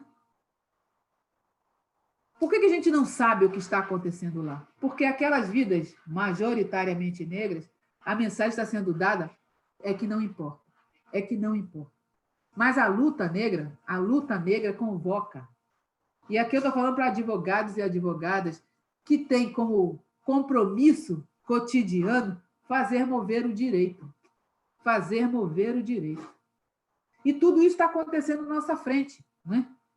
É por isso que esse debate aqui, doutora Marilis disse, não é agora, a doutora Beatriz também disse, não é novembro. É tempo todo. O racismo acontece todo o tempo, toda hora. A todo minuto, todo segundo. Então, mover o direito, é preciso enxergar racismo tudo e mover o direito em favor da humanidade. A minha, de pessoa negra, mas a sua, de pessoa branca também. A sua, de pessoa que se alinhou pelo direito. Porque são os advogados que dizem que todo mundo tem direito, porque parte do advogado diz, a parte da sociedade diz, não, só uns têm direito, outros não têm. Mas os advogados dizem que todo mundo tem direito, até o bandido, aqueles que a parte da sociedade está dizendo que é melhor morto. Os advogados dizem que cabe tudo, por diferentes razões, mas dizem que todo mundo cabe na comunidade de direito, porque a Constituição e a lei diz também. A Declaração Universal de Direitos Humanos diz também. Então, é preciso se engajar nisso, é uma convocatória. É preciso a gente derrotar esse lado que está se tornando fortalecido, que está disputando a eleição de um dos países mais influentes do mundo, talvez o mais, né? Nesse momento, está disputando a eleição de novo. Olha o risco que a gente corre. Olha o risco que a gente corre. Eu corro risco, sim. As pessoas negras correm risco, sim, mas todas e todos correm risco. Todas e todos. Não haverá país, não haverá mundo. Percebe? O que vai haver são disputas de aniquilamento, em que nas disputas de aniquilamento, ninguém vai sair vivo. Uns perdem a vida literalmente, o nosso lado, o lado negro, morre todo dia. E agora a Covid é só mais um fator, né? Um fator terrível, mas só mais um fator. Mas morre todo mundo, morre a nossa humanidade, morre nosso compromisso ético de fazer diferente, de estar diferente, de mudar o mundo. Eu acho que é preciso, nesse debate, ou nesse Novembro Negro aqui na OAB de São Paulo, que eu acho bastante oportuno, é preciso entender que isso é mais um reflexo dessa convocatória, né? É um reflexo dessa convocatória. Ou a gente se alinha a esse levante, o levante que quer, de fato, mudar o mundo e derrotar o racismo, ou não haverá país nenhum, não haverá mundo nenhum, não haverá humanidade nenhuma. É isso, eu agradeço mais uma vez a oportunidade de estar aqui. Me sinto honrada, uma médica conversando com advogadas, a gente sabe, né? Nós temos lá as nossas estruturas, a gente sabe que tem diferença, mas também tem semelhança, mas eu acho que é mais do que uma médica conversando com advogados, somos pessoas que queremos, de fato, fazer a diferença. Eu acho que isso é que nos une, isso é que precisa ser celebrado. Muito obrigada. Doutora Jurema, eu não tenho nada a dizer, só a contemplar, e vou assistir essa fala pelo menos por mais um mês, porque ficará gravado nas nossas redes, inclusive para aqueles que estão chegando aqui agora. Nós tivemos um painel inicial, tivemos então uma mesa com a diretoria da OAB e passamos para este painel com a doutora Jurema Werneck. Então, alguns vieram direto para o painel, então só para contextualizar aqui essa configuração. Para quem acompanhou um pouco da estruturação, agora fica evidente, porque desde julho nós estamos tentando trazer a doutora Jurema Werneck para cá. Eu não sei se a doutora lembra, mas eu entrei em contato, não deu certo, porque eu também entrei em contato sem muito tempo de antecedência, mas nós não desistimos. Essa é uma das nossas... Nós que agradecemos. Essa é uma das nossas características, não desistir, persistir e resistir. Por isso estamos aqui, porque, de fato, hoje a conversa não é de advogado para médica, de advogada para médico, enfim. Hoje a conversa é de uma população que é excluída de todos os espaços que ocupa, seja no CRM, no Conselho de Medicina, seja na OAB. Então, as nossas epistemologias, os nossos diálogos, realmente, eles precisam se fortalecer entre cada área de intelectualidade, porque as nossas lutas e os nossos entraves, ou os entraves que causam conosco, são comuns. Então, eu me senti contemplada por toda a sua fala. E a doutora poderia ser advogada, seria uma excelente advogada também, porque não tem nada a dizer aqui. Quero agora, como expliquei, já foi feita uma mesa inicial, mas vou apresentar novamente a doutora Lázara Carvalho, que apesar de dispensar apresentações, o seu nome já fala por si, mas eu, na pessoa, né, representando aqui as comissões, apresentaremos novamente. Doutora Lázara é advogada, palestrante e feminista, pós-graduada em Relações Étnico-Raciais, Direito e Processo do Trabalho, Direito Previdenciário, com especialização em Direito de Família e Direito das Mulheres, ênfase em combate à violência doméstica. Atua também junto ao movimento de moradia popular, anti-encarceramento em massa e igualdade racial.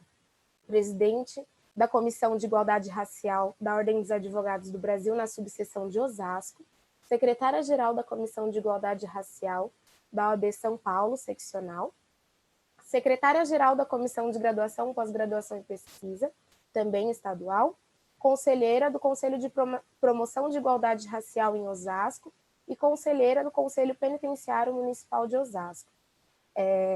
Além dessas questões técnicas e acadêmicas e profissionais do currículo, é um ser humano incrível com quem eu tenho a honra de aprender também todos os dias, a cada contato.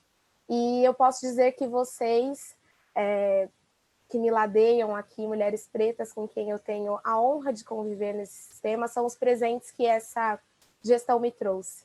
Eu cresci e estou crescendo muito ao lado de todas vocês. Então, eu passo a palavra à doutora Lázara, que fará o encerramento, por isso já estou aqui deixando as minhas considerações finais. Quero mais uma vez agradecer à doutora Jurema Werneck por ter vindo, por ter compartilhado conosco, por estar aqui e por toda a sua trajetória de vida, porque isso aqui é uma fração, mas nós, enquanto mulheres negras, população periférica ou população em situação de vulnerabilidade de moradia, vulnerabilidade médica, devemos muito à sua trajetória. Devemos mais ainda por estar ainda ocupando determinados espaços, mas sempre se lembrando de onde veio, porque foi e porque está nesses espaços. Muito obrigada. Agradeço à doutora Maria Silvia, à doutora Marilis, à doutora Lázara pela construção desse evento, que está e continuará sendo lindo em todos os outros dias que ocorrerá. Doutora Lázara, a palavra é sua. Boa noite a todas as pessoas que nos acompanham. Fico muito lisonjeada com a fala da doutora Beatriz, mas sou honesta que não faço jus a tudo isso. É realmente o vínculo, a amizade que acaba jorrando num coração que é sempre generoso comigo. É muito difícil falar depois da doutora Jurema Werneck, porque talvez ela não tenha dimensão do que ela representa para todos nós. Quando nós dizemos que quando uma sobe, puxa a outra, nós estamos falando de mulheres como a doutora Jurema Werneck, porque ela, onde está, representa a todas nós. Ela representa a todas as mulheres negras que trabalham, a todos esses passos nossos que vêm de longe, a todas as mães que perderam seus filhos nesses confrontos horrorosos, e a todas as jovens brilhantes, como a doutora Beatriz, como a doutora Paula, que nos acompanham, que olham para a doutora Jurema e têm uma esperança, percebe que apesar da nossa luta ser muito árdua, a nossa situação ser muito desafiadora, nós vamos chegar lá. Então, doutora Jurema, é o meu momento fã, o meu momento tiete. Fico, assim, extremamente feliz que tenha aceitado o nosso convite, nós estamos realmente muito honrados. Fico honrada com a sua fala nesse nosso primeiro Novembro Negro, como foi dito por todos aqui, como foi dito também pelo nosso presidente, Dr. Caio, da importância desse evento. E sei que muitas pessoas nos acompanham, não somente aqui na sala do Zoom, mas também através dos links, através do Facebook, e entendo que eu falo por uma parcela de cerca de 56% da população brasileira, quando eu digo que nós realmente precisamos que as pessoas brancas nos ajudem na luta, no enfrentamento ao racismo. A doutora Jurema sempre nos traz assim, apontamentos maravilhosos, mas é uma frase sua que diz que a voz branca deve ser cada vez mais ativa no antirracismo. E quando eu li essa matéria, fez todo sentido para mim, porque o racismo ele não é problema das pessoas que estão racializadas, das pessoas que estão sofrendo as consequências dele. ele é um problema para todos nós. E tem uma teoria que ela é muito descolada do que nós estamos tratando aqui, que é a teoria das janelas quebradas. Uma teoria que foi criada nos Estados Unidos para dizer que em determinado lugar da cidade, se um prédio tivesse uma janela quebrada, provavelmente vândalos e pessoas surgiriam para destruir ainda mais aquele edifício. Essa teoria, quando ela foi implementada nos Estados Unidos, ela foi para justificar a repressão. Mas a gente fazendo um transporte dessa teoria para o que a gente tem vivido na atualidade, nós podemos olhar que nós temos um prédio todo de janelas de vidro há 400 anos, que vem sendo depredadas, que vem sendo quebradas de diversas formas, seja através do genocídio que acontece pela falta de saneamento básico, porque é genocídio, pela falta de educação, porque é genocídio, pela falta de acesso a políticas de inclusão, porque isso também é genocídio. E nesse momento em especial, que eu conclamo a todas as pessoas que estão aqui, e em especial as pessoas não negras, que nos ajudem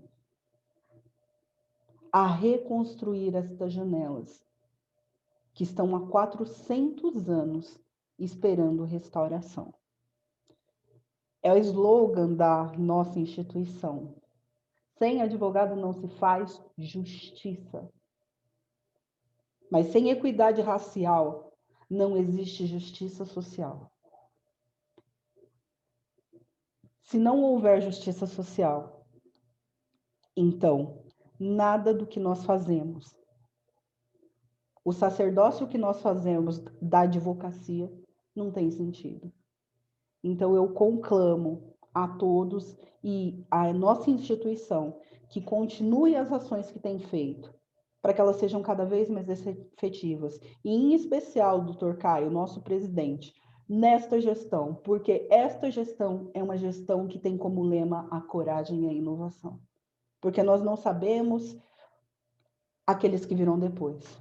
Mas eu confio que esta diretoria, principalmente incentivada e inspirada pelas palavras da doutora Jurema Werneck, vai nos ajudar a fazer a restauração destas janelas tão necessárias. Eu agradeço mais uma vez e passo a palavra à nossa querida doutora Marilis, muito emocionada e muito, muito grata, doutora Jurema, muito grata mesmo.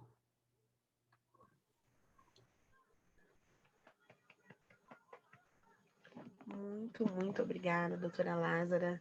É sempre um bálsamo te ouvir e é sempre uma responsabilidade sucedê-la. Eu queria agradecer a oportunidade de falar ao lado da doutora Jurema Werneck. Acho que todas nós estamos aqui muito felizes, muito empolgadas e muito animadas em poder trocar, ainda que virtualmente, com a senhora doutora Jurema, porque a sua existência nesse tempo e nesse espaço de uma OAB que em 85 anos constrói um 1º Novembro Negro com a abertura de uma conferência master da senhora, denota exatamente quais são as aspirações e as inspirações dessa Comissão de Igualdade Racial. A sua existência, a sua trajetória, o seu trabalho, as epistemologias que são concebidas pelo seu intelecto refletem e exprimem de maneira muito natural os objetivos diários da construção dessa Comissão de Igualdade Racial, da Comissão de Graduação, Pós-Graduação e Pesquisa, e, oxalá, os interesses de uma ordem dos advogados do Brasil inteira. Eu gostaria de iniciar minha fala dizendo que as reflexões tecidas pela senhora elucidaram muitas das inquietudes diárias que nós discutimos aqui no âmbito da Comissão de Igualdade Racial, na gestão e na condução de algumas das comissões que são capitaneadas por mulheres negras aqui nessa OAB São Paulo. Quando a senhora fala sobre a evolução do conceito de racismo institucional, quando a senhora fala sobre todos os espaços que o racismo permeia e a maneira com que essa ideologia política e social se estrutura para o aniquilamento de corpos, nós recobramos a consciência sobre a nossa obrigação enquanto advogadas e advogados que têm o condão, a premissa e a obrigação de estruturar um projeto de sociedade livre, justa e solidária, como prevê a Carta Magna. Nós recobramos a consciência no sentido de saber exatamente quais são os gargalos e os pontos cirúrgicos que devemos discutir. Doutora Jurema, nessa noite me ocorreu uma reflexão que eu faço dioturnamente em relação à obra de Audre Lorde. Audre Lorde, como muitas de nós sabemos, diz que as ferramentas do Senhor não desmantelam a casa grande. E ao longo de muito tempo, inclusive com os meus estudantes, com os meus alunos, tanto nas matérias de criminologia, nas matérias de direitos humanos, de gestão pública, eu refleti acerca dessa frase partindo da premissa que o direito, as construções eurocêntricas, as construções ocidentais baseadas no colonialismo são ferramenta do Senhor e, portanto, jamais desmantelariam a casa grande, uma vez que servem aos auspícios e aos interesses de quem concebeu esse sistema político e social de opressão, violência, vilipêndio e aniquilamento de corpos. Mas a fala da senhora me trouxe a reflexão de que nós, mulheres negras inseridas nesse espaço, não somos ferramentas do Senhor. Portanto, incumbe a nós e a nossa existência que desmantelemos a casa grande. E, nesse momento, eu agradeço a senhora por essa reflexão e assumo o compromisso de mudar as bases da reflexão de minhas aulas e da construção também dos estudos que faço com os meus estudantes. Assumo esse equívoco. Nosso pensamento crítico se estruturou até a página 2. Que, de fato, as ferramentas do Senhor não desmantelam a casa grande e que, portanto, as construções que derivam dessa origem são estruturas viciadas, são como máquinas de cassino que sempre propiciam que a banca vença. Mas a fala da senhora me fez lembrar e me fez descobrir que da página 3 em diante, a caneta pode estar na nossa mão. E a partir do momento que nós criamos microfissuras nessas estruturas e estamos inseridas em espaços de poder, de decisão, em qualquer lugar que seja, o desmantelamento das relações de violência, das relações estruturais de colonização, de expurgo, de expropriação do trabalho, é também algo que nos é possível. Obviamente, ladeadas por pessoas que tenham esse efetivo compromisso, obviamente, ladeadas por pessoas que estão dispostas a abrir mão de seus privilégios, propiciando a alternância de poder, propiciando a reparação histórica, propiciando a reestruturação e o remodelamento do projeto de sociedade para que consigamos, então, sermos livres, justos e, sim, solidários.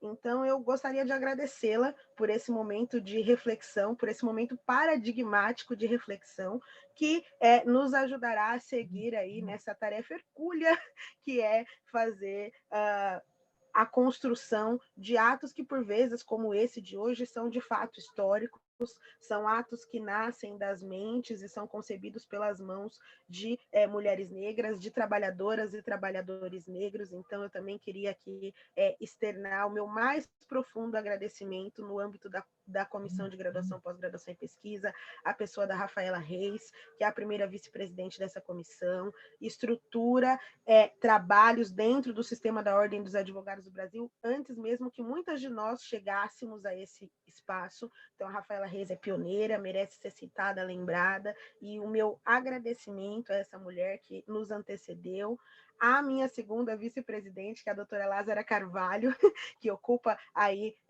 o mesmo cargo na Comissão de Igualdade Racial. Eu e Maria Silvia temos aí a oportunidade de dividir um mesmo anjo da guarda, então gostaria muito também de agradecer essa Iabá que nos protege. E queria também enaltecer o trabalho da secretária-geral da Comissão de Graduação, Pós-Graduação e Pesquisa, que é a doutora Paula Brito, que está aqui online, porém invisível, e dizer, Paulinha, que sem você não seria possível trazer a doutora Jurema Werneck, que dialogou, a Paula fez toda uma estrutura, conversou com a Soledad, trouxe a senhora aqui, e a Paula é uma jovem mulher negra, promissora, inteligente, cativante e essencial para a realização de todos esses trabalhos. E já caminhando para o final da minha fala, eu vou passar para a doutora Maria Silvia, eu queria muito também aproveitar a oportunidade de agradecer a todas as trabalhadoras e todos os trabalhadores da Ordem dos Advogados do Brasil que possibilitam que esses webinars, que esses eventos e cada uma das atividades que nós realizamos aconteça. Eu agradeço na pessoa da Danila, que aqui está, mas preciso rememorar a competência, a altivez e a singularidade do trabalho da Camila Monteiro e do Tiago, que infelizmente eu esqueci seu sobrenome, Tiago, mas eu queria registrar aqui que o time da Danila, e em especial essas duas pessoas que estão mais próximas das nossas atividades, são essenciais para a realização de toda e qualquer uma das nossas atividades. Então, é necessário que nós lembremos das trabalhadoras e dos trabalhadores que tornam possíveis as estruturas que também nós estamos tentando mover. Dito isso, e com essas reflexões, com meu mais profundo agradecimento e honra por poder estar ao lado da senhora, doutora Jurema Werneck, com a mãozinha gelada aqui, e torcendo para que nós tenhamos, depois desse momento aí de calamidade pública e sanitária, a possibilidade de nos ver, de trocar olhares, de estar próximas e emanar axé umas para as outras. Agradeço imenso a oportunidade de estar ao seu lado, te desejo aí toda sorte, felicidade e axé. Passo a palavra à nossa griot, a nossa capitã, a nossa querida Maria Silvia de Oliveira, que conduz e protege aí o trabalho de cada uma de nós, ensinando de maneira muito concisa, paciente, mas também altiva, como é ser uma mulher negra em espaços de poder. Muito obrigada.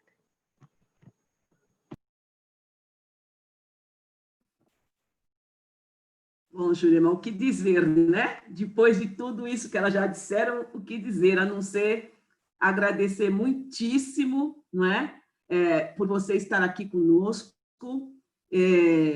O Guelé me propiciou, né? Conhecer pessoas como você, Jurema Werneck, estar ao lado de Sueli Carneiro, conversar com a Lúcia Xavier, né? Conhecer a Vilma Reis. Ou seja, nem tem como citar aqui todas as mulheres negras que vêm nesse processo, né, de propor um novo pacto civilizatório, como você já colocou aí, para a nossa sociedade, para a sociedade brasileira. Quando nós pensamos, né, na verdade, essas meninas maravilhosas, estruturaram esse evento para a gente, né? Porque eu agora só fico aqui de janelinha, só falando, não, faz mais para cá, não, faz mais para lá, não, deixa que eu convido fulana, porque elas estão assim, né? Essa nossa sucessão, esse legado que nós estamos deixando, né? E é exatamente sobre isso que eu quero falar. Quando a gente fala de intelectualidade negra, de novas epistemologias, perdão, eu estou nervosa aqui na sua presença, é lógico que a gente vai linkar, chamando você, com aquele seu texto, Nossos Passos Vêm de Longe, né? Mulheres Negras e Estratégias Políticas contra o Sexismo e contra o Racismo, e lá, naquele texto, você coloca para a gente um desafio, né? Lá, quando você escreveu aquele texto, você disse de como nós, mulheres negras, nos colocaríamos na arena pública em nosso próprio nome, né? Como é que se daria isso? Eu ouso dizer que nós estamos vivendo esse momento, né? Eu não sei se você concorda, mas eu ouso dizer que nós estamos vivendo esse momento, porque nós temos visto, e eu, particularmente, atuo, né, ladeada por essas jovens negras advogadas que estão ajudando a construir uma outra comissão de igualdade racial, não é? E eu espero que estejam construindo uma nova OAB, E não é só a AB de São Paulo, né? Eu espero que essas mulheres negras, e eu estou num grupo de juristas negras, é fantástico, e elas estão também, não é? Nós temos mulheres advogadas negras valorosíssimas, fazendo um trabalho de excelência no sistema de justiça. Não é só na OAB, é no Ministério Público, infelizmente não em São Paulo ainda, é na Defensoria Pública, é na magistratura, não é? E em outros espaços de atuação, né? Na medicina, esses dias nós vimos aí um vídeo rodando no Facebook falando sobre isso, né? Muito bonito, enfim, em todas as nossas áreas de atuação. Então, eu penso que nós estamos vivendo esse momento em que nós estamos podendo falar por nós mesmas. Nós não somos mais objetos de estudo, não é? Nós somos sujeitas produtoras de conhecimento. E aí, também, pensando um pouco no que eu ia falar aqui, eu vim buscar um pouco de alento aqui no livro da professora Nilma Lino Gomes, quando ela fala que o movimento negro é um movimento educador, é um movimento construtor de novas epistemologias, né? de novos conceitos, e é um movimento de mulheres negras também, não é? Produtor de saberes emancipatórios, um sistematizador de conhecimentos, principalmente sobre a questão racial. Mas, como já foi colocado aqui, a gente não vai poder passar a vida inteira educando, não é? Nós esperamos que a sociedade, que as pessoas não negras se engajem efetivamente na luta contra o racismo, para que a gente possa, vamos repetir, construir uma sociedade justa, igualitária e solidária. Mas sem justiça racial, nós não vamos chegar a esta sociedade. Nós não vamos cumprir o que nós juramos defender, que é a Constituição Federal. Eu acho que era isso que eu tinha para colocar. A Marília já fez aqui o agradecimento para todas as pessoas, todos os técnicos que nos ajudaram a colocar esse evento nas redes sociais, que para essas meninas valorosas, a Lázara Carvalho, a Marilis Costa, a Beatriz, a Paulinha, a Rosana Rufino, que não está aqui, mas está, né, nos assistindo, né? A Rafaela Reis, são mulheres importantíssimas e são jovens promissoras dentro do sistema de ordem. Então, eu espero que a Ordem dos Advogados do Brasil, e eu acredito nisso, porque, afinal de contas, nós estamos falando de uma gestão que tem coragem e quer inovar, vá continuar olhando para essa nova geração de jovens advogadas negras que tem muito a contribuir com a Ordem dos Advogados do Brasil. Eu agradeço, muito obrigada a todas, a todos que estão aqui conosco até agora, e eu devolvo a palavra para a doutora Lázara Carvalho.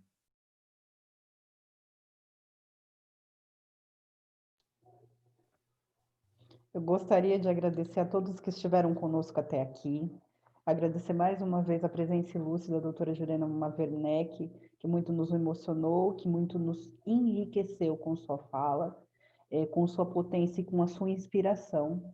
Agradecer a presença do nosso presidente, doutor Caio Santos, que pela primeira vez consegue estar conosco num evento no mês de novembro, não pôde estar conosco na posse, mas hoje nos deu a alegria da sua presença e do seu apoio.